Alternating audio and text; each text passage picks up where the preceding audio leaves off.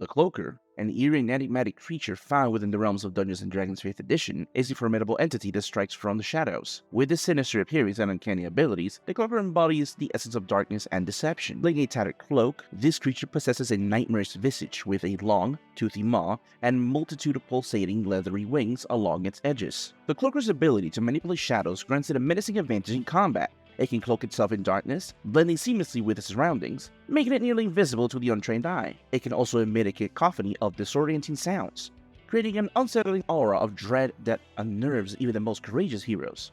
Beware the Cloaker's grasp, for it has the ability to ensnare unsuspecting victims, wrapping them tightly within its leathery appendages and suffocating them. Its hypnotic voice can draw creatures closer, luring them to their doom. In the realms of Dungeons & Dragons, encountering a Cloaker is an encounter that tests both one's mettle and sanity. Its insidious nature seeks to torment and consume all who dare cross its path. Now that we know what a Cloaker is, let's talk features.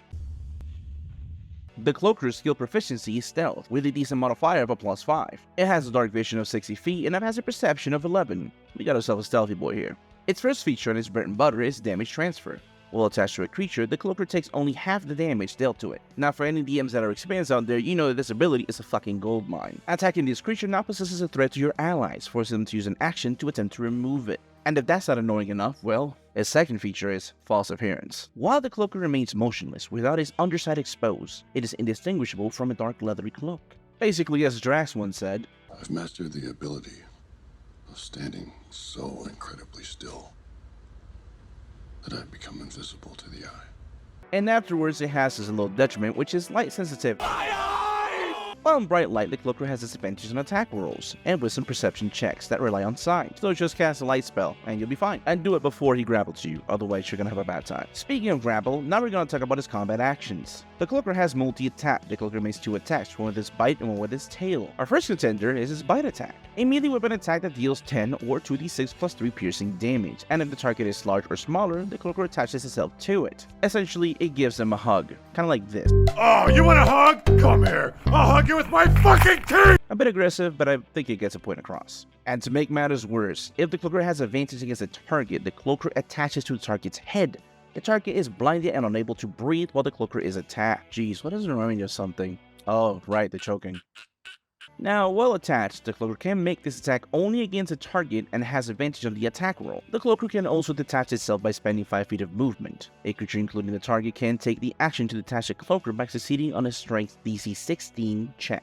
Wasn't that a fucking mouthful for an attack? Now for the second one, we have a tail attack. It's a melee weapon attack, reach of 10, hits for 7 or 1d8 plus 3 damage, and is slashing. He took the concept of whip it very seriously. Third, we have its moan.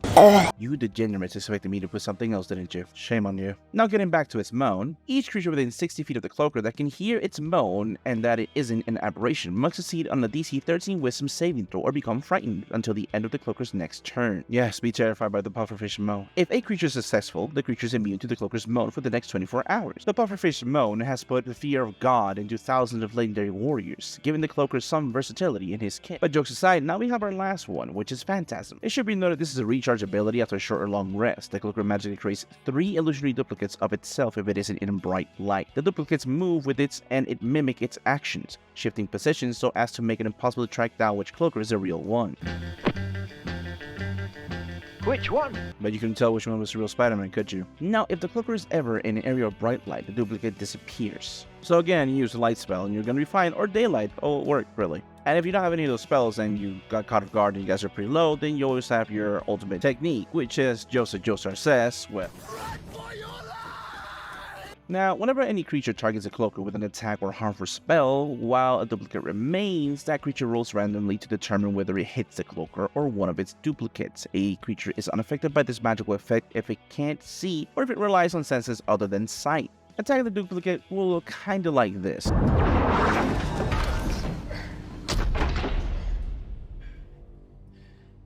Are you ever not going to fall for that? So yes, you're gonna look stupid and there's gonna be insult to injury as well. Now, duplicates have the Cloaker's AC and uses its saving throws. If an attack hits a duplicate, or if a duplicate fails a saving throw against an effect that deals damage, the duplicate disappears. Just like my chances with Mia Khalifa. Now that we talk about his features, let's talk settings. Here are 3 settings that could work for your world. Number 1, we have the Sunken Catacombs. Beneath the surface of a forgotten land lies the sunken catacombs, a labyrinth network of tunnels and chambers, built by a long-lost civilization. These catacombs now lay submerged, swallowed by a vast underground lake. The air is thick with the scent of decay, and the echoes of lost souls fill the damp corridors. Within this desolate realm, the Cloaker makes its lair amidst the crumbling ruins. It uses its ability to cloak itself in darkness to lurk undetected, stalking its prey through the murky waters. The Cloaker's hypnotic whispers reverberate through the watery depths, drawing unwary explorers to watery graves. Those who dare to challenge the Cloaker's dominion must navigate treacherous underwater mazes and evade its deadly grasp. Now for a second setting, we have the Whispering Forest. In the heart of the Whispering Forest, a dense and ancient woodland, lies a hidden grove named the Veilstock Glade.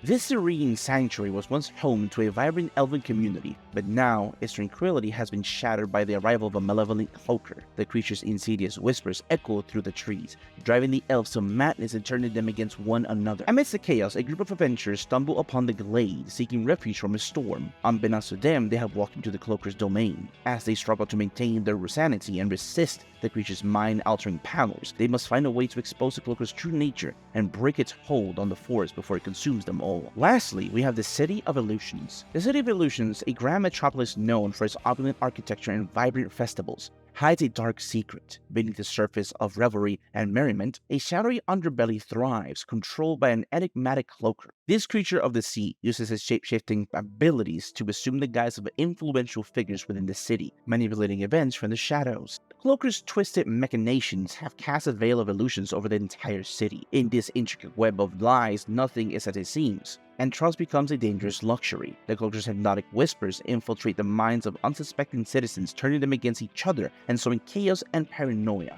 Unraveling the truth behind the City of Illusions requires navigating treacherous political intrigues and facing the terrifying entity that holds the city in its thrall. In all of these settings, the Cloaker poses a formidable cunning adversary, using its deceptive powers to sow chaos, fear, and despair. Only the most resourceful and courageous adventurers can hope to overcome the Cloaker's malevolent influence and emerge victorious with these twisted realms. That's all we have for settings, so let's talk strategy. For a general combat strategy, when facing a party of players, the Cloaker employs a strategic combination of abilities to maximize chances of success. It begins by cloaking itself in darkness, becoming nearly invisible to the players. Utilizing its keen senses, the Cloaker listens to their movements and positions itself ready to strike at a moment's notice. When the time is right, the Cloaker unleashes a disorienting chorus of unsettling sounds, attempting to frighten and confuse the adventurer. As the player becomes disoriented, the Cloaker descends upon them, utilizing its envelop action to grapple and restrain vulnerable targets. Its leathery wings wrap tightly around its victims, suffocating them while maintaining its own mobility. It means the bite action, by the way, the bite action. Through the battle, the Cloaker expertly manipulates its environment, using its wings to create illusions of movement and shadows, further disorienting and distracting the players. It continues to assault, alternating between attacking, restraining targets, and enticing new victims with its deceptive illusions. To overcome the Cloaker's strategy, players must rely on keen perception, resisting the fear induced by its moan. They must break free from its envelope by using strength and dexterity, or resort to magical means to counter its darkness.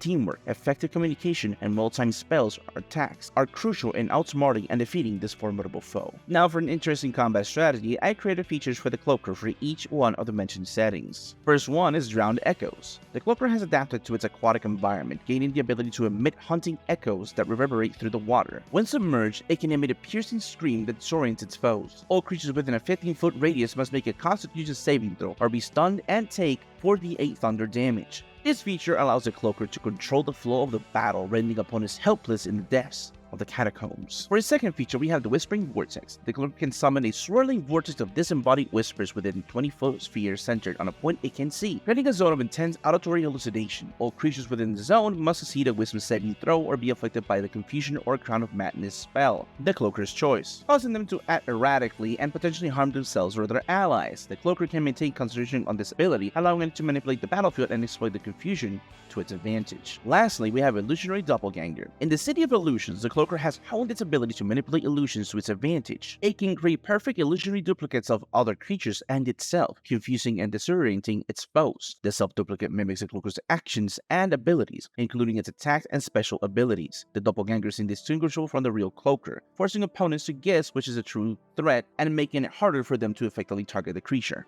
In addition, its duplicate of other creatures can perfectly mimic their mannerisms and their voice as long as the Cloaker has studied them for at least 1 hour. These new features make the Cloaker a more deadly encounter by enhancing its versatility and its manipulative nature. The Whispering Vortex amplifies the psychological warfare aspect of the Cloaker's abilities, increasing confusion and making it harder for opponents to discern reality from illusion. Drown Echoes adds a new dimension of its combat capabilities underwater, exploiting its opponent's vulnerability in that environment. The illusionary doppelganger in the City of Illusions allows the Cloakers to sow even more chaos and uncertainty, making it incredibly challenging for adventurers to identify and neutralize the true threat. That's all we have for today's video. Please like, follow, and subscribe. Tell me about your favorite encounter with the Cloaker on the comment section below. Have a good one.